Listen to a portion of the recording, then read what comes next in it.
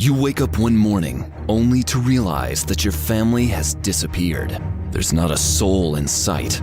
The usual sound of traffic outside is gone. Cars are left empty and abandoned on the street.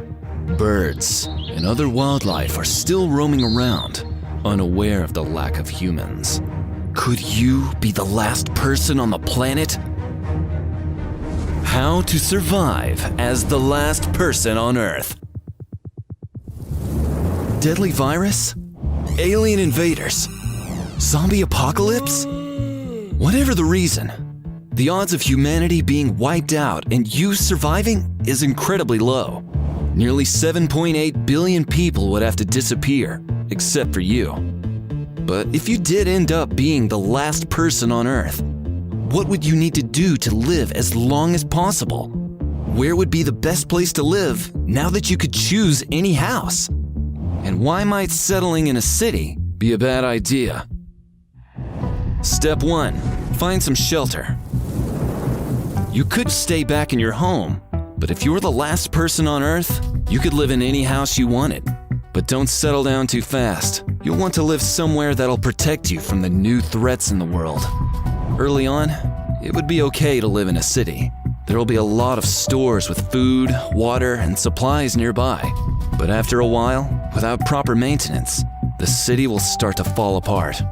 Buildings will start to rust and deteriorate, and the roads will start to crack, fill up with water, or become overrun with vegetation.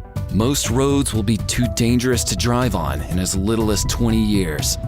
Ideally, the safest place to find shelter is on a hill. It'll give you a good view of what's around you, and you'll be protected from flooding. But moving away from the city comes with a number of threats too. You'll be moving into the company of some new neighbors, wild animals. Look for a house with a decent fence. It'll help keep these crazy critters out. You also might want to find a gun, a spear, or a bow. Figure out a way to defend yourself against predators. Both you and the animals are going to be on the hunt for food. Step 2. Get food and water. Grocery stores will be your best option to find food, and lots of it. But without electricity to keep the fridges running, fresh and frozen foods will spoil in about 4 hours. You might want to savor the taste of fresh meat or veggies, because it might be the last time you can enjoy them. Stock up on canned or preserved foods. They'll be safe to eat for up to 5 years. Gather lots of bottled water too. Without electricity and people to maintain pumping stations and treatment plants, you won't have any access to tap water. As you settle into your new home, the harsh reality of being alone starts to set in too. Surviving as the last person on Earth isn't just physically taxing, it'll be mentally and emotionally draining. Step 3. Give yourself some time to grieve. It's important to come to terms with your new reality and how to cope with it. You'll need some time to grieve the loss of your loved ones and the world you knew. Try your best to acknowledge your feelings and work through them. It'll be hard without social support, but there's still a lot of things you can do to get through it. Picking up a new hobby, learning something new, or even having a daily routine can help you cope with grief. And if you're feeling lonely or depressed, finding a pet can help you feel better. Even though all the people in the world are gone, you can still find companionship with a furry friend.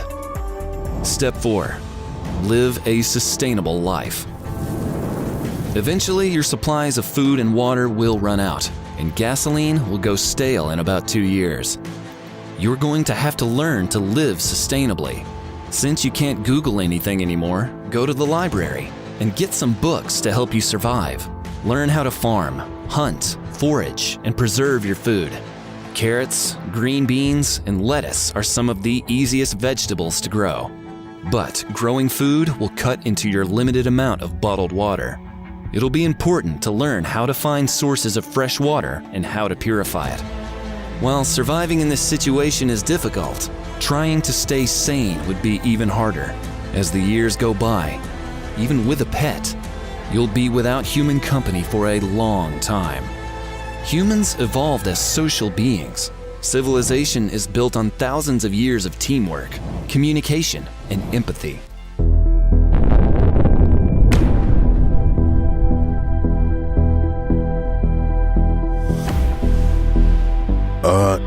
That doesn't sound good. You survived catastrophic disasters in previous episodes like tsunamis, landslides, and hurricanes. But this time, the entire world is at stake. An all-out nuclear war has erupted. Countries are launching attacks and others are retaliating. What should you do to get out of this world-ending scenario? Get inside, because here's how to survive a nuclear apocalypse. Right now, 9 countries are in possession of nuclear weapons. If any one of them launched even one of the almost 15,000 nuclear warheads in the world, it could cause a wave of chaos and destruction. A blast from a 1 megaton warhead would vaporize anything within 1 kilometer from its center. All of the buildings within 7 kilometers would collapse from a blast of air. Anything in a 12-kilometer radius would be hit by a thermal blast hot enough to cause third-degree burns. Ouch. And you better look away, because everything within 20 kilometers would be hit with a flash of light. It isn't too dangerous, but it could cause you to go blind for a few minutes. What should you do when you hear the sirens? Why would fleeing be a bad idea? And how could you survive the fallout? I know surviving a nuclear apocalypse may sound like a daunting, impossible task, but here's a few tips on how to get through the initial blasts and the aftermath. Step 1. Hide. The sirens are blaring and everyone's in a panic. Better act fast, because you could only have a few minutes before impact. Your first instinct might be to evacuate and get as far away as possible. Hate your Monday morning commute? Well, imagine that, but much, much worse. The roads will likely be jammed with everyone trying to get out. This is a traffic jam that you wouldn't want to be caught in. You'll be a bunch of sitting ducks, and you can probably picture the rest. Your best bet is to hunker down and find shelter. If you or your neighbor have a bomb shelter, well, you don't need me to tell you where to go. If there are any underground subways nearby, go there. They're some of the safest places to withstand an incoming nuke. But if there aren't any subways nearby, try to find the largest cement building. In the best case scenario, go to the basement. If it doesn't have one, get to the center of the building. Hiding in a building will help to shield you from the blast. Going as deep as you can underground will protect you when the radiation hits. Today is your lucky day. You find a basement to hide in. Everything around you violently shakes as you hear a deafening boom. You find your bearings and the rumbling settles, but don't leave just yet. It's still incredibly dangerous outside. Step 2. Wait it out. If you head out now, you'll be facing nerve-searing heat and a whole lot of fallout. In as little as 15 minutes, radioactive bits of dirt and debris will start to fall from the sky. Soon enough, everything outside will be covered in irradiated dust. Coming in contact with this stuff can quickly induce radiation poisoning, which is a terrible way to die. Try to stay inside for at least 72 hours. After that, it will be safe for you to venture out. While you're in there, stockpile any packaged food, bottled water, and first aid supplies that were left inside the building. And make sure you don't eat anything that was outside and unpackaged during the blast. As hungry as you might be, that radioactive shrimp probably won't taste too good. You turn on your phone to call for help, but the internet and your phone service is knocked out. You can't stay here forever. It's time for you to explore this new radioactive world. Step 3. Look for information. You take a step outside. The world you once knew is now a wasteland. But don't stop and stare too long. Time is of the essence. The longer you're in contact with radioactive material, the more it will affect your body. Search nearby buildings for a radio. It's crucial to get information in a time like this. You could find help, learn where the shelters are, or figure out if there will be any more attacks. The radio hisses and crackles. Dead air. Step 4. Search for others. You can't depend on world leaders to get through this. You're going to have to rely on yourself and the help of others. While you're searching the nearby buildings, call out for other survivors. You can get a lot more done with friends, and you can work together to survive. If you do find others, and they're not so friendly, try to make a trade. If you don't have anything to give, you could use your skills as currency. Step 5. Move. You collect a decent amount of supplies and make a friend or two. Now you should consider traveling somewhere with warmer temperatures. A large amount of the ash and soot from the blast will be injected into the stratosphere, potentially blocking out the sun. Working on your tan will be the least of your worries. Temperatures around the world could drastically drop. Move away from the north, where it'll reach freezing temperatures during the nuclear winter. You and your group of survivors journey safely to the south. Unfortunately, because of the irradiated land, you'll have to live off canned beans and tuna for the rest of your days. But you made it through the nuclear apocalypse alive. An exciting expedition through the forests of West Africa is about to take a deadly turn. A startled bat comes out of nowhere and sinks its teeth into your hand, injecting the Ebola virus into your bloodstream. This hemorrhagic fever virus is notorious for intense inflammation and tissue damage throughout the body. Ebola disrupts the body's clotting mechanism, potentially resulting in internal and external bleeding. No wonder it has an average fatality rate of 50%. Brace yourself, because things are gonna get ugly, like bleeding from your eyes ugly. When will the first symptoms appear? What can you do to fight it? And how long do you have until the virus kills you? The answers to these questions and more as we put you in the shoes of an Ebola victim. But for now, let's go to the moment of exposure. The Ebola virus enters your body through broken skin or mucous membranes in your mouth, nose, or eyes. Once it's inside you, the virus wastes no time in launching its assault. It infiltrates your immune cells, particularly your macrophages, the guardians tasked with protecting your body against invaders. The sneaky virus hijacks the cells, forcing them to produce countless copies of itself. This marks the beginning of a relentless attack against your body's defenses. The worst part? You won't feel a thing. You are a ticking viral time bomb. But the invasion won't stay silent for long. You might feel something is wrong before the end of a week. As the incubation period progresses, the virus gradually spreads throughout your body, infiltrating your tissues and organs. Common early symptoms of Ebola include fever, usually accompanied by headache, muscle pain, and fatigue. Initially, these symptoms might be mild and non-specific, like a common cold. At this point, you'll be taking some over-the-counter medications to control your fever and pain. But by day 7, brace yourself for a hellish experience. This virus is ready to show its true colors. You'll know something is definitely wrong when you start feeling sharp abdominal pains. Your gastrointestinal tract is under siege, causing constant diarrhea and vomiting, which leads to severe dehydration. Yeah, I know it sounds bad already, but we're just getting started. Ebola causes significant damage to the liver, compromising its function and leading to a condition known as viral hepatitis. This will likely lead to jaundice. That's the yellowing of the skin and eyes due to the buildup of bilirubin in your bloodstream.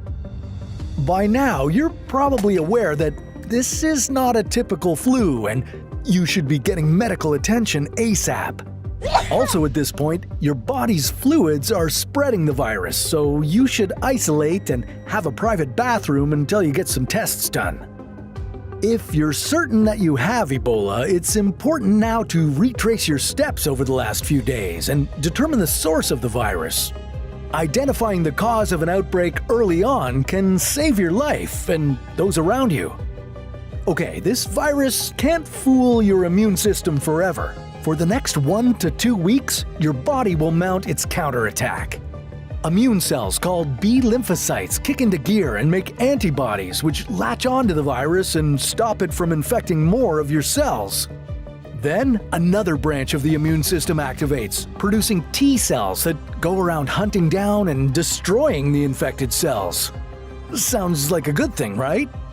Well, with Ebola, it's never that simple. In some cases, the immune response to the infection gets out of control, leading to a phenomenon known as a cytokine storm. This happens when you produce too many chemicals called cytokines, causing inflammation and damage to the body. Cytokines are small proteins that help control the activity and growth of your immune cells and blood cells. If your body produces too many of them, the results can be deadly. You can expect high fever, trouble breathing, vomiting, and diarrhea. If your sickness gets worse, doctors may use drugs to reduce inflammation and lower your fever. And you'll need to get IV fluids to prevent extreme dehydration. But the complications get a little more serious when you reach the 14-day mark. The infection may start to spread rapidly through your bloodstream, causing septic shock. This dangerous drop in blood pressure can lead to organ failure and, in some situations, death. Ebola can mess with your kidneys too, making it harder for them to clean your blood and to keep the right balance of salts and minerals. One particularly frightening complication is disseminated intravascular coagulation, or DIC, which is a fancy way of saying that the body's blood clotting system has gone haywire. This is scary. DIC may cause bleeding from the gums and eyes to the gastrointestinal tract and even the brain. And it's usually the most life-threatening aspect of the disease. This means all hands on deck for the medical team. They'll continue the fluids to keep you hydrated, assisted ventilation to keep enough oxygen in your body, and even dialysis to help clear waste from your blood. They might also have to use vasopressor drugs to help raise blood pressure and give you medications to help your blood clot. At this stage, you'll have to be isolated, and the doctors treating you will have to wear masks and biohazard suits to avoid contagion. The third week marks a crucial point where you can begin to recover or get closer to dying. Survival rates during this phase depend on different things like how old the person is, how healthy they were before getting sick, and whether or not they have access to good medical care. For some, the body might be able to fight off the virus and start healing, but for others, the illness might get more severe, making it harder to recover. There is no specific treatment for Ebola. What doctors do is treat the symptoms and hope that the body is able to fight off the virus. According to the CDC, there's no universal Ebola vaccine yet. However, the first FDA-approved Ebola vaccine, called Ervebo, has worked wonders in stopping the spread of the Zaire strain. It's mainly given to high-risk individuals like family members of patients or healthcare workers. After 21 days, severe complications of Ebola like hemorrhagic fever and systemic organ failure can lead to shock and ultimately kill you. When handling deceased individuals infected with Ebola, proper personal protective equipment is essential. The virus remains contagious even after death, thanks to its resilience to moderate temperature shifts. Now, if you were lucky enough to detect the illness early and get quick medical attention, you'd likely be part of the 50% that survives Ebola. But don't go celebrating just yet. You might continue to experience body aches and weakness for weeks or even months after recovering from Ebola. And for the men watching, don't think you're safe to, well, get it on at this point. You're advised to wait 3 months before having sexual relations, since the virus will still be present in other body fluids. For women, it's recommended to refrain from breastfeeding until after you've consulted with a healthcare professional. The good news is that you might have 10 years of immunity against the virus now, but scientists have yet to establish if this applies to all subtypes of Ebola, so don't press your luck. Ebola's 50% fatality rate is scary, but that's nothing compared to rabies. Once you develop the symptoms, rabies has a 99.9% chance of killing you. What would be your first move in a zombie apocalypse? Fortify your house, head for the wilderness, or join a group? According to a 2021 survey by the Federal Emergency Management Agency, nearly 50% of Americans have no emergency plan at all. This study was talking about emergencies we've seen before, like natural disasters. So imagine how unprepared we'd all be to face an army of the undead. That's why today we're going to walk you through the most dangerous zombie scenarios we've ever covered and give you tips on how to survive the first 7 days, the first 30 days, and finally, the first year of a zombie apocalypse. Each period will present its own unique set of challenges that might surprise you. For example, why would the city be the best place to hunker down during the first couple days of the apocalypse, but the worst place as the weeks go on? How could a plastic bag become the most essential tool to stop you from running out of water by day 30? And what can we do to change the outcome of scientific models that see humanity lasting only 100 days during a zombie outbreak? We'll answer all these questions later in the video, and along the way, we'll explore just how important it is to stay quiet in a world full of zombies. Inspired by the sponsor for our video, A Quiet Place: The Road Ahead, we'll look at some of the best ways to minimize noise while you're navigating the apocalypse. So tiptoe out to your shed and grab the most effective weapon you can find, because we're about to take on the first 7 days of the zombie apocalypse. It's day one of the zombie apocalypse. The infected already have a hold on the city, and you need to move fast. The first hours are the most important. If you want to make it out of this alive, you'll have to walk the fine line between rushing into a death trap and being left behind. First things first, whip out your phone. Yeah, not what you were expecting, but you may as well use it before communication is totally cut off. Check your map and put a pin on the nearest stores, gas stations, and routes that will get you out of town. Malls and department stores will be infested by now, so the best bet is to raid a local mom-pop shop. You need to stock up on supplies such as clean water, non-perishable foods, and thick clothing to protect against the weather and zombie bites. As you're filling your backpack, you hear steps. Someone or something is in the store with you. You don't need to stick around to see if they have a pulse or not. Just take the stairs to the store basement and rush to hide. Close the door and use that big latch lock. The door should hold, for now. But there's still a legion of zombies outside just waiting to make your insides your outsides. Oh, and you've got to survive a whole week. The good news is, that's just enough time to get you out of a zombie-infested city and into a secure cabin in the mountains.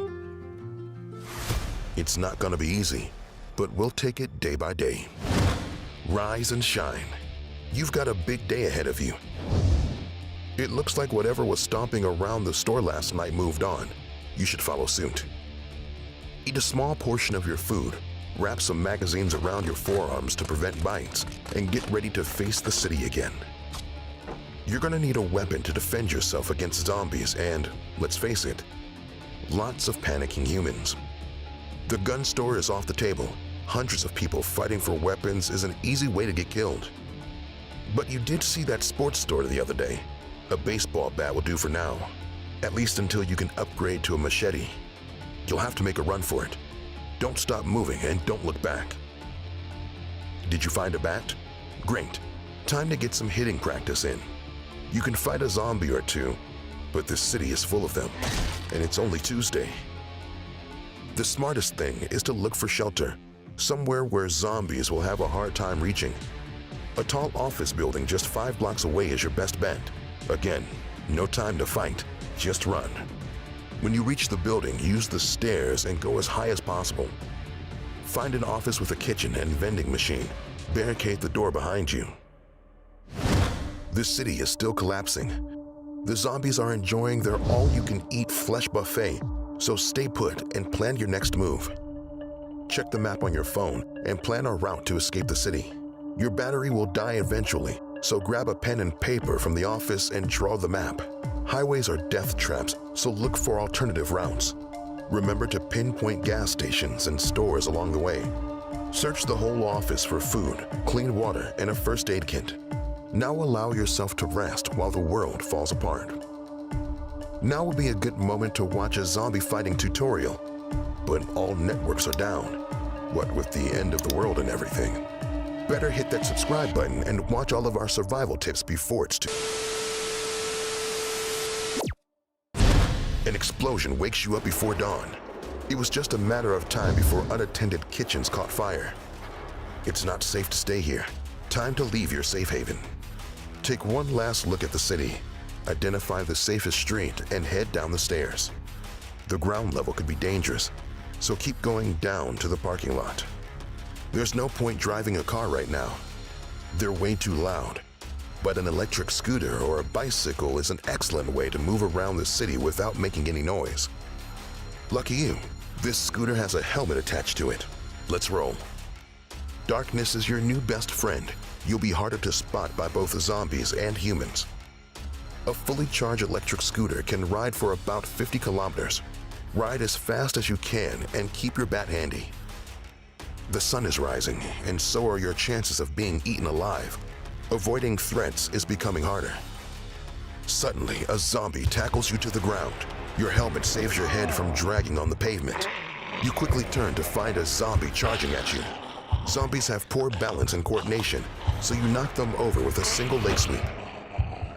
Then bash its head in with your bat. 3 hits are enough. Don't go into a frenzy. Catch your breath and check your surroundings. The scooter is broken, and that fall left your body scraped and sore. Find a place to hide and recover. A bar will do. Always barricade the door behind you. Use vodka to clean your wounds and have a snack. Midnight. Happy hour is over, and you're feeling good enough to hit the road. But if you want to make it outside the city, you're gonna need some camouflage. Move carefully in the shadows and recover that zombie you finished earlier. Drag it back to the bar, look for a knife, and make yourself a zombie suit. Being covered in zombie guts will help. Ugh. Oh, that smell. Will help you walk around them. Now that you look and smell the part, it's time to do your best Walking Dead impression and shuffle towards your destination. After walking for hours, you're finally getting to the outskirts of the city. Here, the undead are scarce and the roads are clearer. It's finally time to look for a car. You'll likely find some barricades and zombies ahead, so look for a big truck that can take a few hits. You found it? Great. Road trip. As the tank is about to hit empty, you arrive at the gas station you had marked on your hand-drawn map. There's gas in the pumps, so maybe there's still food and water inside. The place looks peaceful. Too peaceful. If movies have taught us anything, it's to... The zombie pins you against the ground. It's stronger than you thought. You use your arm to cover your face. You feel the bite on your arm, then a loud detonation. Your ears are ringing as you slowly get up to find 2 people aiming at you with rifles. They ask you to show them your arm. You roll up your sleeve and show your magazine cover. The bite didn't get to your skin. They invite you inside. You know you shouldn't trust anyone, but they have a gun, so in you go. As it turns out, they have a good amount of food and ammunition. But if you could find this place so easily, so can anyone else. They have guns. You have a vehicle and a plan. It takes a long conversation, But now they are convinced that the only way to stay alive is to go up into the mountains. The higher, the better. You take a road map from the gas station, fill the car with supplies, and leave at midnight. Better to drive when it's dark. New groups of armed raiders are probably patrolling the roads by now. Use the map to avoid highways and take alternative roads to the mountains. Finally, after driving all day, you take a little dirt road. It looks like it leads to nowhere, which is exactly what you want. When you're starting to think this is all a waste of time, you take a turn, and there it is. We told you we'd get you there in 1 week. And better yet, you're not alone. Now you can take turns hunting, cooking, and standing guard. But this is far from over. Good job. You've survived the first week of the apocalypse, but don't get too comfortable. From here on out, things only get worse. One wrong move could have you eaten alive. But hey, there's some good news. Every zombie you see is just a decaying, walking corpse. As time goes on, they'll just keep rotting. You, on the other hand, won't. But imagine if the enemies weren't just mindless, reanimated bodies. Imagine if they had some sort of superpower. Well, you don't have to imagine it, because that's exactly what you'll face in A Quiet Place: The Road Ahead. This new single-player horror adventure game is out now on Steam, PlayStation 5, and Xbox XS. In A Quiet Place: The Road Ahead, you're not up against zombies. No. You're being hunted by terrifying aliens with insanely good hearing. They use it to track and kill anything that makes even the slightest sound. To survive, you'll need to be as quiet as possible. These creatures are always listening, and if you make too much noise, it's a game over. Here's the kicker. The game has a feature called microphone noise detection. It picks up sound from your actual mic. So if you scream in real life, you're done for in the game. Don't worry though, you can turn that feature off if things get too intense. I know I'll be turning it off because, let's be real, I'm a screamer. What really hooked me was how much care they put into crafting a unique story in the A Quiet Place universe. This takes place over 100 days after the creatures first invaded, and you'll play as a protagonist with relevant skills and flaws that will either help you survive or put you in even more danger. If you're ready to embark on a brand new dramatic adventure inspired by A Quiet Place, click the link in the description below. Stay quiet and see how long you can last. Do you think you could survive for a week? Let's head back to our own apocalypse and find out.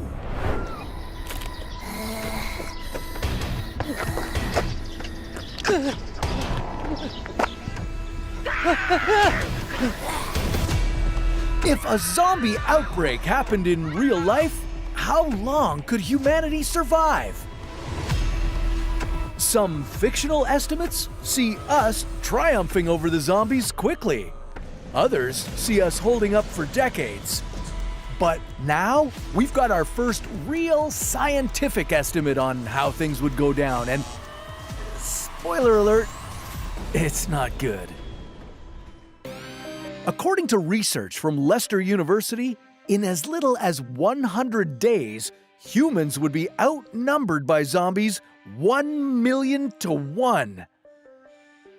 The study also predicts that just 3 months after the start of the zombie outbreak, there would be less than 300 humans still standing. And in case that's not depressing enough, less than a year later, everyone would be dead.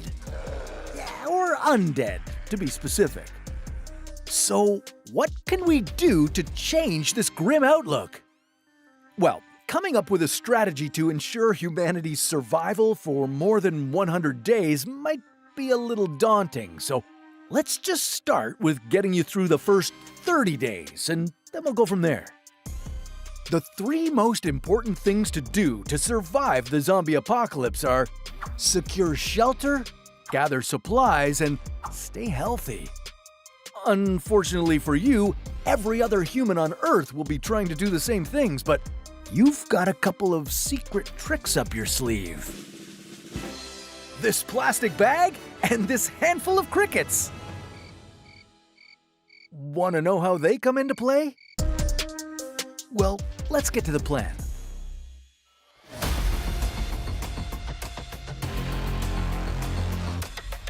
On day 1, news of a strange outbreak hits your TV screen. People are biting other people, exhibiting aggressive behavior, and just not dying. Mummy's dead. No, he isn't.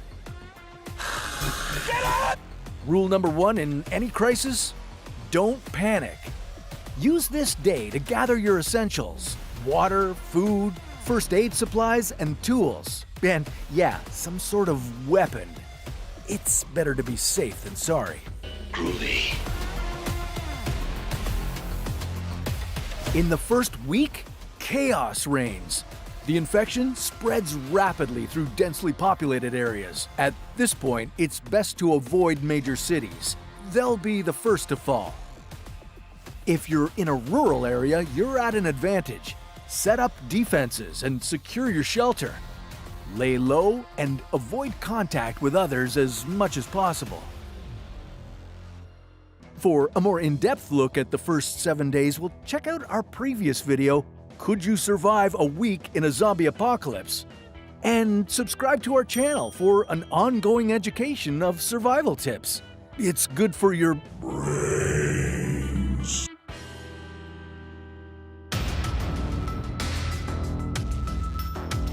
In the second week, supply chains start to collapse. Store shelves are emptying fast. Now's the time to ration your resources. 4 liters of water per person per day is the golden rule. Now, for food, stick to a high-calorie, low-consumption diet to conserve supplies. You remember those crickets I mentioned earlier? Yeah, well, here's where they come in handy.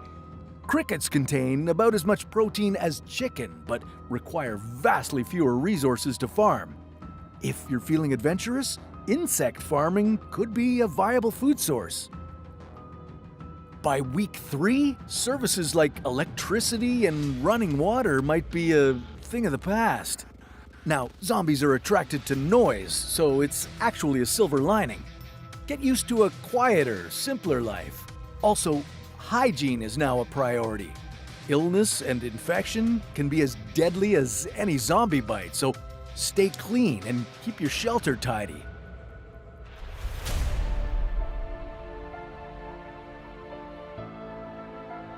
The final week of the first month is all about long-term survival. Start considering sustainable sources of food and water. If you can, plant a garden.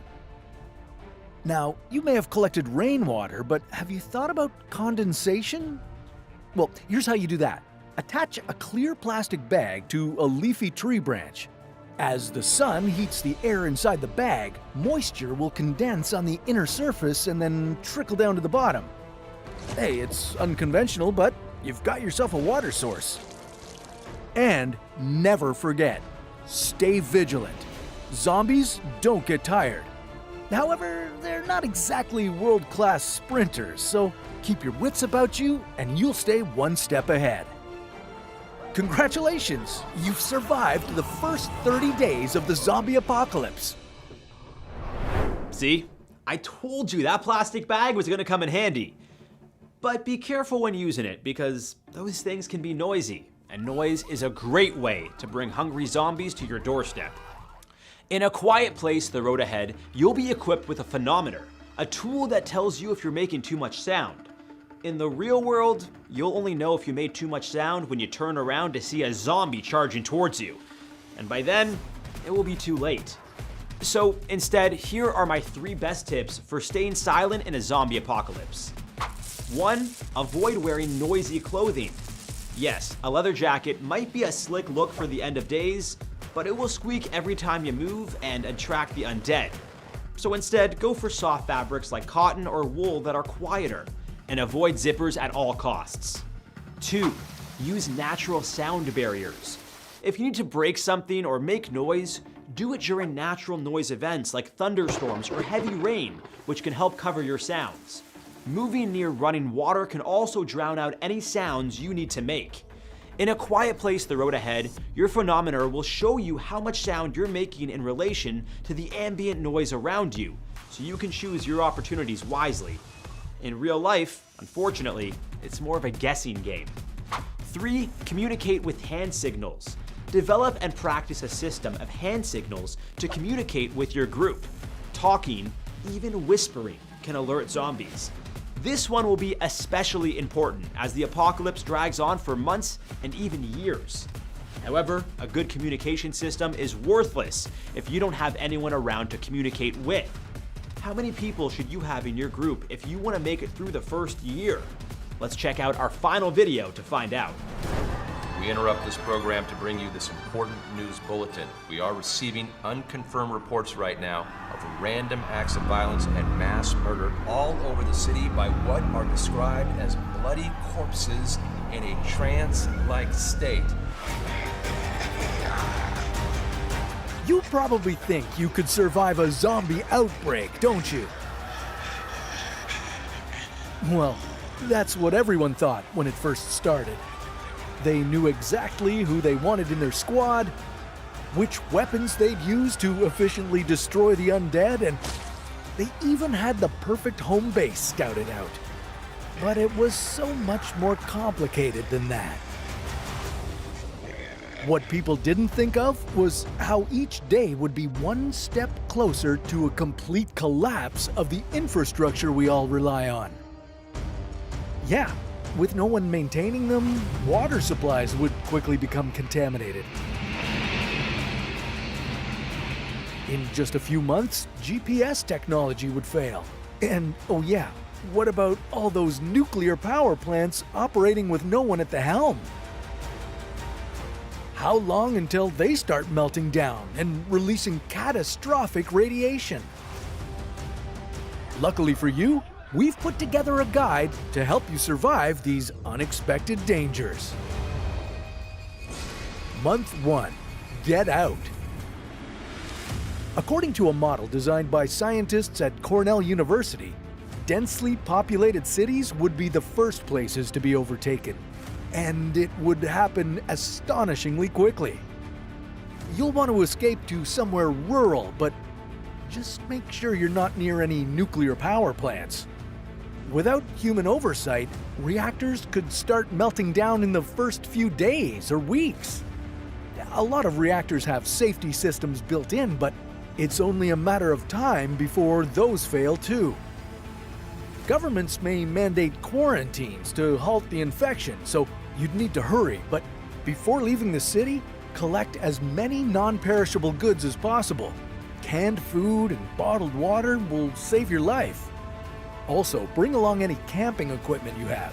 Sleeping bags, portable solar panels, and thermal clothes will be essential. And it's weird, but even during civilization's collapse, your cell phone will be crucial for survival. I'll tell you why a little bit later, but for now, just keep it charged and save the battery as much as you can. Month 2. Establish a camp. After spending a few weeks in a mountain camp, it's tempting to seek a cozy cabin for shelter. However, it's safer to steer clear of places like this. They may be occupied by hostile survivors, or they may have already been breached by zombies. Your bottled water supply is likely diminishing, so it's crucial to find fresh water sources. Listen for lakes or rivers, but avoid setting up camp too close to them, as they'll attract potentially unfriendly survivors. And don't forget to sterilize water before drinking it. You can do that by placing it in a glass or plastic bottle and exposing it to sunlight for at least 6 hours. Month 3. Hunt. Well, it's finally happened. Your canned food supply is gone, and you need to learn how to hunt. You'll be going after smaller prey like rabbits, squirrels, and possibly wild pigs. You're better off using traps to avoid unnecessary risks and injuries. Always cook anything you catch. Without pharmacies and medicine, you don't want to get food poisoning and die. Month 4. Scavenge. According to modeling by scientists at Leicester University in England, humanity would be overtaken by zombies on the 100th day, so you may be dead by this point. However, this model didn't consider human adaptability and resilience. Nonetheless, consuming undercooked food in the wild could make you or your companions ill, so you'll need to start exploring villages in order to scavenge medicines. Okay, if your phone still has some battery life, it'll be useful even after societal collapse. Experts estimate that GPS technology would last at least 6 months before failing due to neglected maintenance. So turn on your phone, pull up a map of your area, and try to locate a village with a potentially stocked pharmacy or grocery store. Month 5. Move. Zombies and human survivors will almost certainly be moving at all times. Be vigilant for signs of groups getting close to your shelter. You may need to move to a more secure location. After the initial outbreak, fortified buildings like prisons may be the best place to set up camp. And be prepared to defend your new home from both zombies and hostile humans. Repair any damaged fences or walls and make an evacuation plan. This place won't be safe forever. Month 6. Grow. Once you find a defendable long-term location, well, you should start growing food. Stick to crops that don't require extensive growth periods, like corn and potatoes. They'll be ready to harvest in 2 or 3 months. Month 7. Strengthen up. Even when you secure your shelter and food supply, you'll still have needs you can't fulfill by yourself. Try to find other survivors you can trust and build an alliance. Exchanging food for tools and clothes would be a great idea. However, be cautious. In a situation like this, every stranger is a threat. Scientific estimations suggest that for any human community to thrive, it would need no fewer than 98 people. So, if you find other reliable groups of humans, invite them to join your community and increase your chances of survival. Month 8. Store. Okay, the weather will start changing soon, making it harder to hunt and grow food.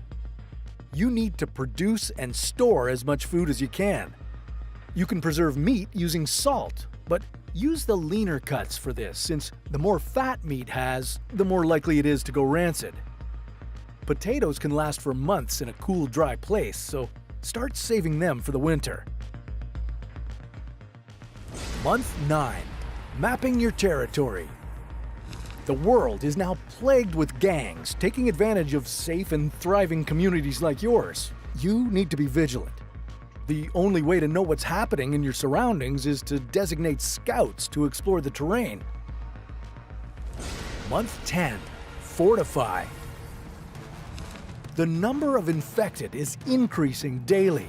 By now, hordes of zombies are making their way to the mountains. Get prepared. Fortify your shelter with fences and traps to keep them away from your community. But you'll soon realize that zombies may not be your biggest problem. Month 11. Prepare to fight. Zombies aren't really capable of planning calculated attacks. The real danger will come from organized groups of desperate humans who won't hesitate to kill you and steal your food and supplies. After this many months, they're unlikely to have ammunition for guns, so be prepared to fight them the old-fashioned way. Be ready with knives, baseball bats, and metal rods. Month 12. Build a new civilization. Okay, you've been living this nightmare for almost a year now. Society, as you knew it, has vanished. It's time now to start building a new civilization. And new generations will need all the essential knowledge you have today. You need to write down all this knowledge and pass it on to future generations of survivors so that they can protect themselves in the event this happens again. Think about how you learned to escape these brain-eating hordes, the best ways to fight them, and the different ways to amass supplies. Imagine an immense wall of water crashing into the skyline of New York City, the iconic bridges of London, and the sprawling cityscape of Los Angeles. The unimaginable chaos, destruction, and sheer power of nature unleashed upon these bustling urban centers. While this catastrophe scenario hasn't played out in reality for these great cities, the reality is, tsunamis of colossal proportions do exist. They've struck other corners of the globe, leaving behind stories of survival, rebuilding, and resilience. Today, we're comparing the true scale of the most enormous tsunamis in history. Which one of these disasters happened inland instead of on the ocean? And how did two fishermen survive a wave over 500 meters high? Well, keep watching to find out, and subscribe to our channel for more great survival content. Our journey begins on July 28, 1976, with a powerful earthquake in the Bohai Sea near Tangshan, China. The seismic activity triggered a tsunami with waves about 10 meters tall. The quake itself resulted in an estimated 242,000 fatalities, making it one of the deadliest in recorded history. The disaster exposed vulnerabilities in the country's infrastructure and emergency response capabilities. But the city rebuilt itself, incorporating the lessons learned from that fateful day. Next, our list takes us further back in time to the Cascadia tsunami of 1700. A megathrust earthquake along the Cascadia subduction zone produced waves that were 26 meters tall. They had a severe impact on indigenous populations in the Pacific Northwest, from Vancouver Island to Northern California. Damage caused by the Cascadia tsunami was extensive, to say the least. It reshaped the topography of the coastal regions it slammed into. Forests were stripped away, and the powerful surges of water inundated low-lying areas, traveling several kilometers inland in some places. Long before scientific instruments and seismographs, indigenous oral traditions spoke of a time when the very earth beneath their feet trembled and the water rose in a tumultuous dance. Scientific studies have drawn the same conclusions, reminding us that multiple lenses can be used to fully view the stories of our shared history.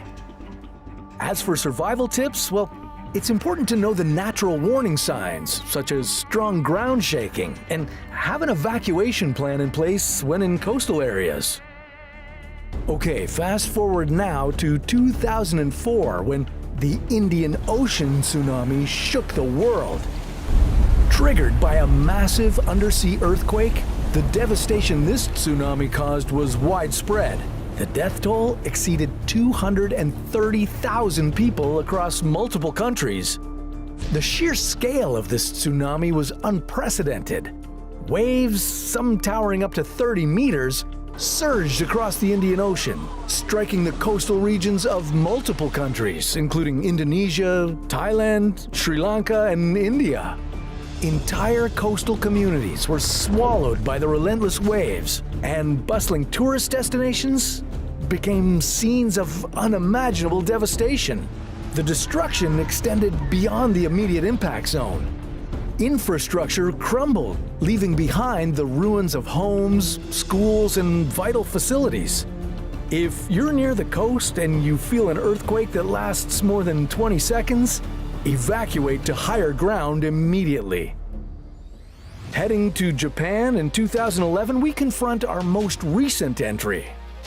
The Tohoku tsunami, with waves reaching heights over 40 meters, slammed into the east coast of Honshu with unrelenting fury.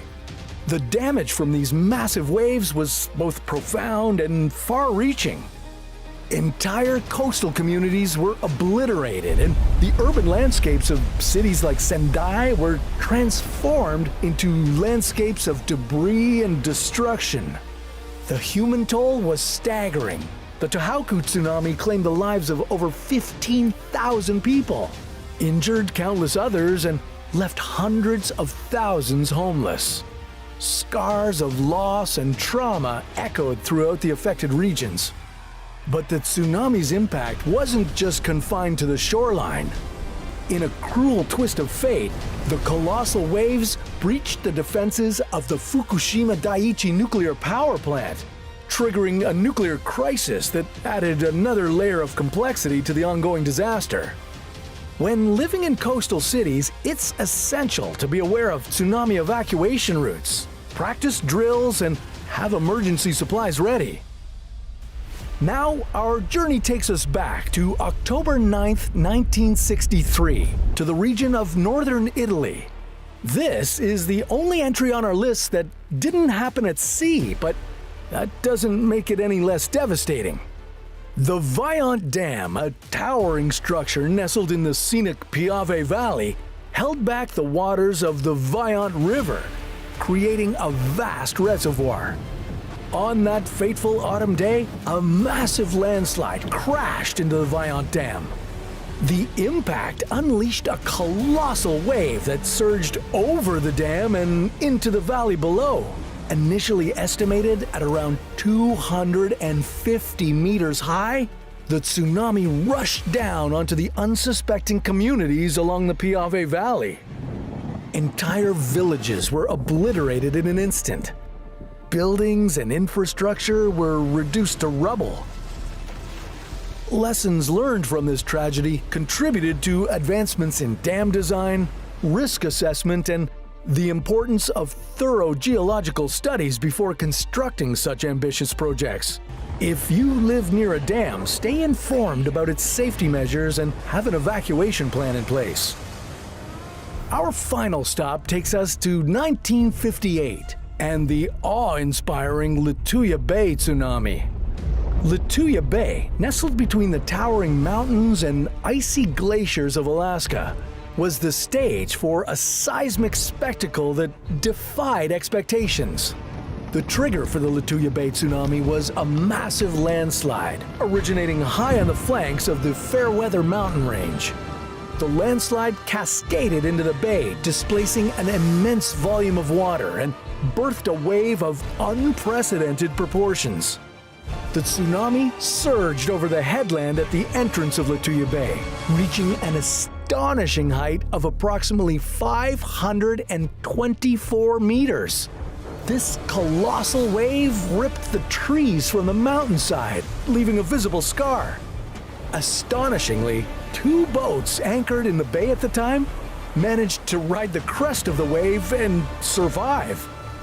The eyewitness accounts of the fishermen aboard those vessels provide a rare perspective on the terrifying beauty of the natural disaster. With its record-breaking height, Lituya Bay stands as a unique phenomenon in the study of tsunamis. It blew away any preconceived notion about how high a tsunami wave could get. And it was a reminder that these huge waves aren't always generated at the bottom of the ocean. These stories we've uncovered remind us of the incredible spirit of humanity in the face of adversity. The Assam-Tibet earthquake of 1950 stands as the most powerful earthquake ever recorded on land, with a magnitude of 8.6 on the moment magnitude scale. Its epicenter was the rugged terrain of the Mishmi Hills in northeastern India, where the collision of the Indian plate and the Eurasian plate unleashed seismic fury. In Tibet, the earthquake triggered colossal landslides and extensive land cracks, dragging entire villages into rivers. India didn't fare any better. Landslides and collapse of natural dams obliterated 70 villages. Approximately 1,500 people died in India, while Tibet's death toll was over 3,300. And this is the mildest of the tremors we'll see today. That's right, we're taking a seismic journey through history to explore some of the most powerful earthquakes ever recorded. But before we dive in, let's get the basics straight. Earthquakes occur when there's a release of energy within the Earth's crust, usually caused by the movement of tectonic plates along the fault lines. This movement generates seismic waves that spread throughout the planet, causing the ground to shake. Today, we'll see how these powerful vibrations can destroy entire cities and reshape the geography of the planet.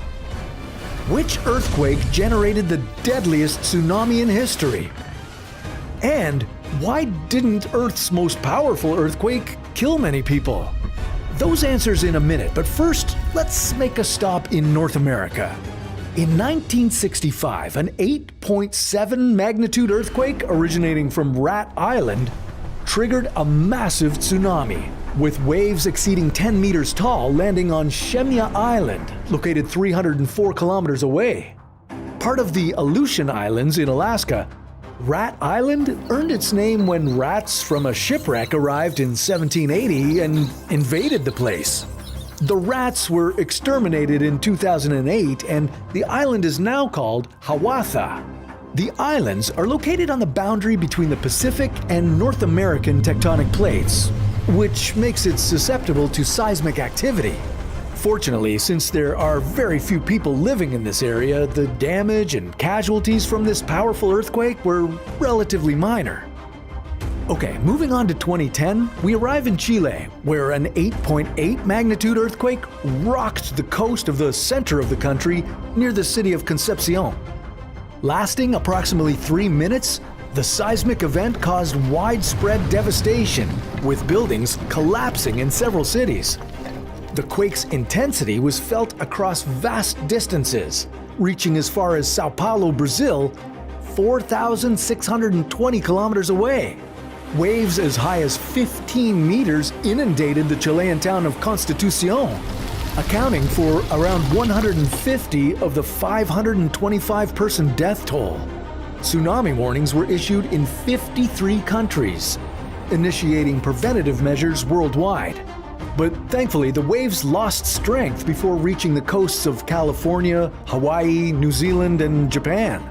Chile has a long, tumultuous history with earthquakes, and this is not the last time you'll see it on the list. Do earthquakes make you nervous? Well, hit that subscribe button to get survival tips that'll keep you rock steady. Now, let's venture into the remote wilderness of Kamchatka, Russia, confronting the seismic fury of November 5th, 1952. With a magnitude of 9.0, this earthquake rocked the remote region of Severokurilsk, situated on the Kuril Islands. Residents were alerted of a tsunami risk, prompting them to seek safety on higher ground. However, many returned home after the initial wave, mistakenly assuming the danger had passed. Unfortunately, the town was hit by a second, more destructive wave that caused even more devastation. Over 2,000 people died as a result of the tsunami, nearly half the town's population. Moving southwest, we continue with the Tohoku earthquake, the largest ever recorded in Japan, reaching a magnitude of 9.1. It struck on March 11, 2011, approximately 72 kilometers off the northeast coast of Honshu, Japan's largest island. The earthquake's immense power shifted Earth's axis by an estimated 10 to 25 centimeters, while Honshu itself moved 2.4 meters eastward, and the accompanying tsunami wave was equally devastating. When installing seawall protection around Honshu, planners hadn't anticipated the possibility of towering waves exceeding 40 meters. Just when you thought things couldn't get any worse, the waves crashed into the Fukushima nuclear power plant, triggering a meltdown and the release of toxic nuclear waste. The disaster killed over 22,000 people. But as horrible as it was, our next earthquake was 10 times deadlier. The massive 9.1 to 9.3 magnitude earthquake that struck Sumatra, Indonesia in December 2004 was centuries in the making. The Burma microplate overrode the India tectonic plate in a geological process called subduction. The earthquake caused an astonishing uplift of over 20 meters on the ocean floor. The resulting tsunami wave, reaching over 30 meters in height, devastated coastal areas in 14 countries. This natural calamity resulted in the death of around 228,000 people, with Indonesia, Sri Lanka, India, and Thailand experiencing the majority of the fatalities.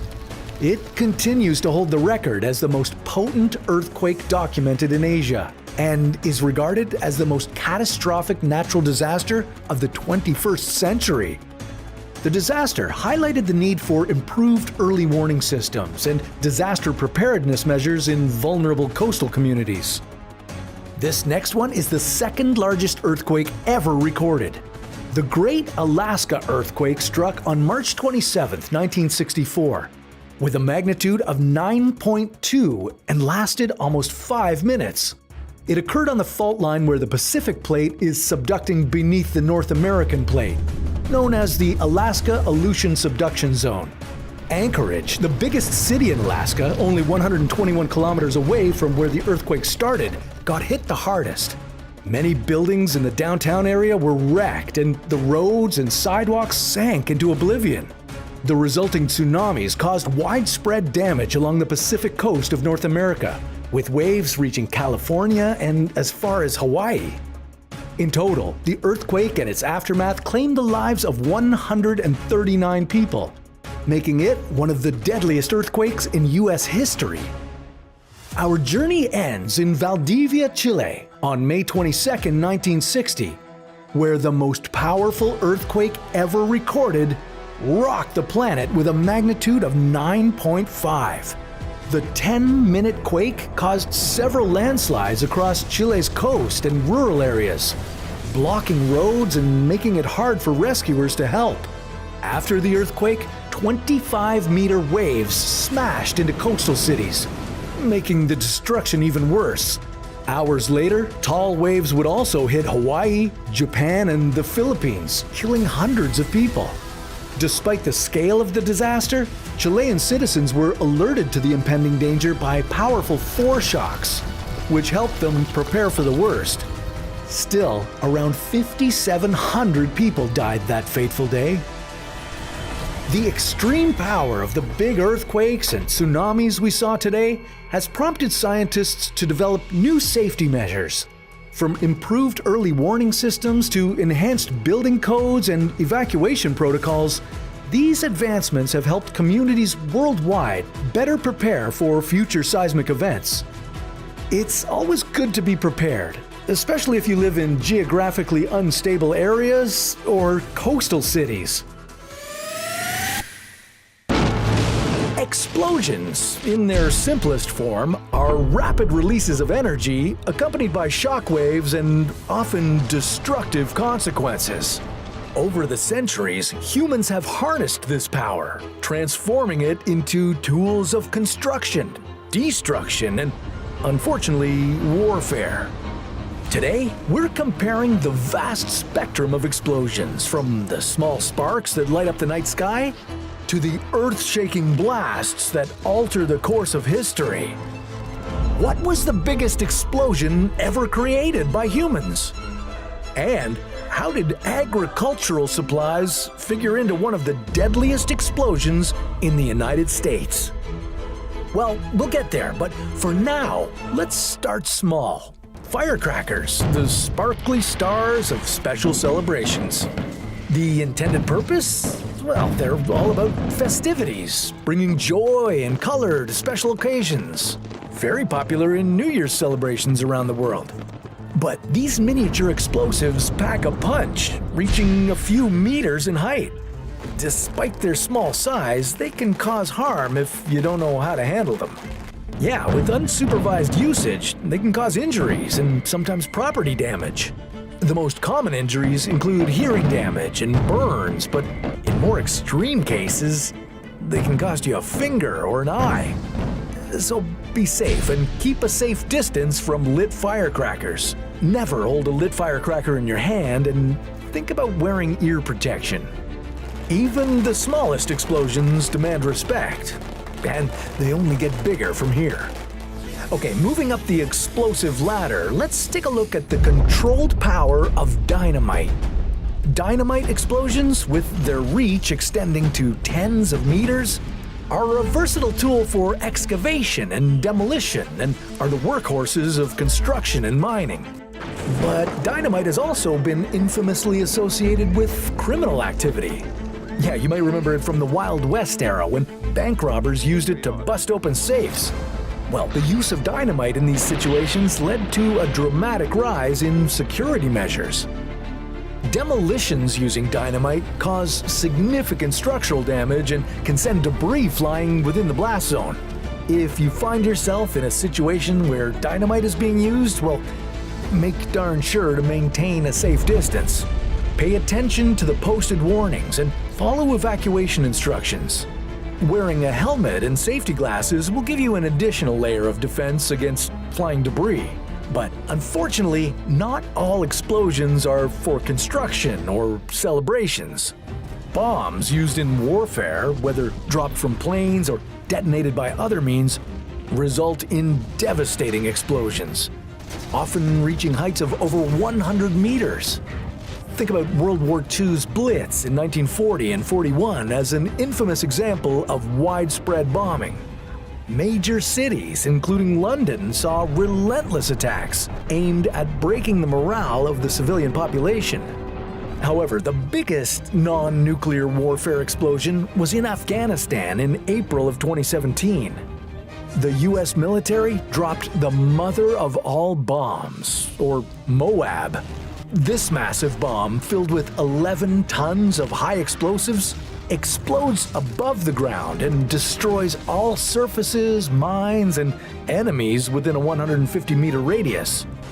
But beyond the physical destruction, these explosions are intended to cripple societies and military forces. In the unfortunate event of a bombing, your survival depends on quick and informed actions. Find shelter immediately, follow emergency plans meticulously, and stay informed about the safest routes to navigate the chaos.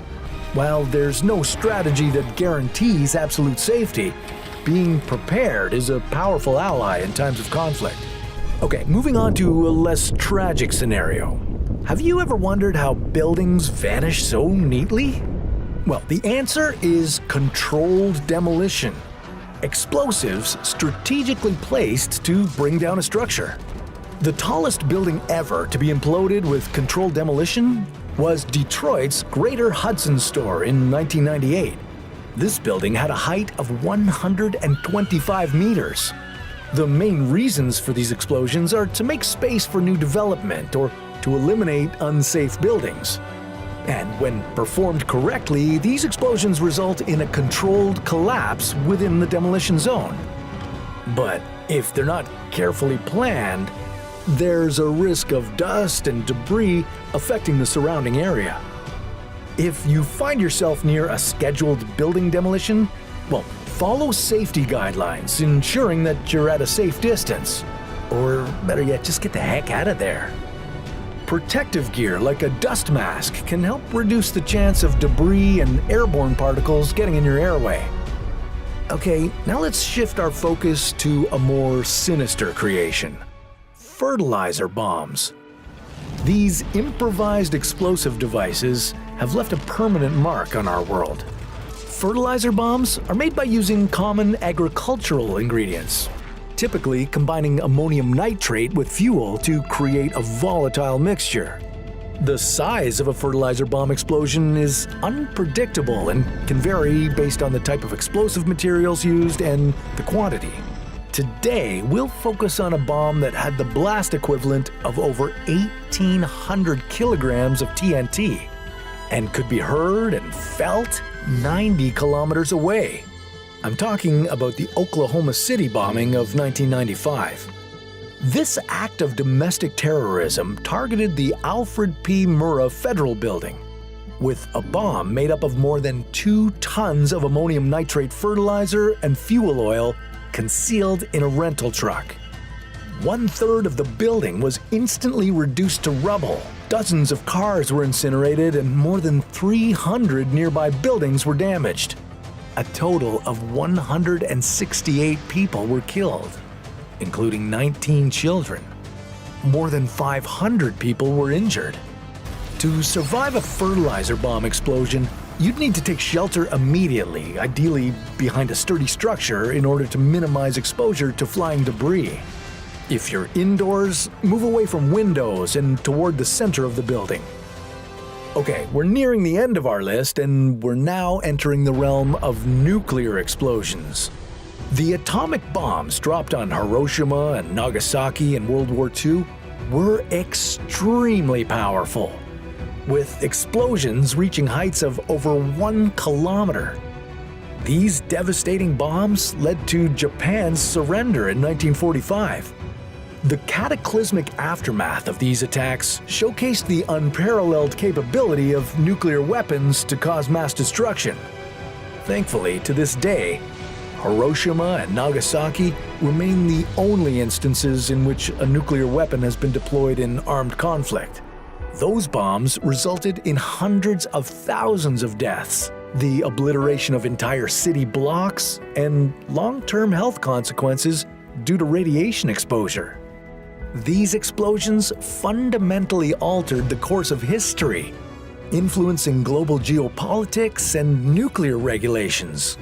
Now, in the event of an imminent nuclear attack, getting to a sturdy structure with a fallout shelter is crucial.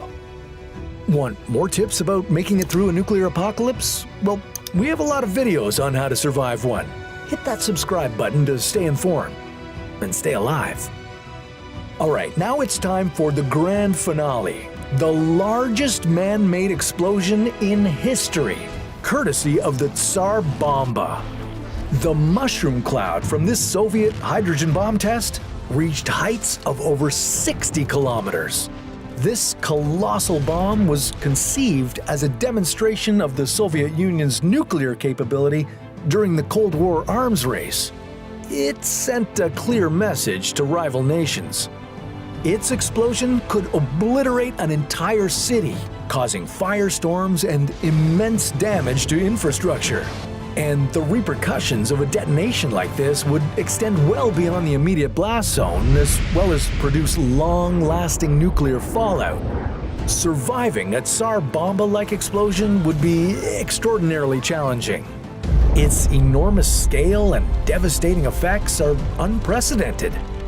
In the unlikely event of such a scenario, well, I don't need to tell you this, but evacuate the blast zone immediately.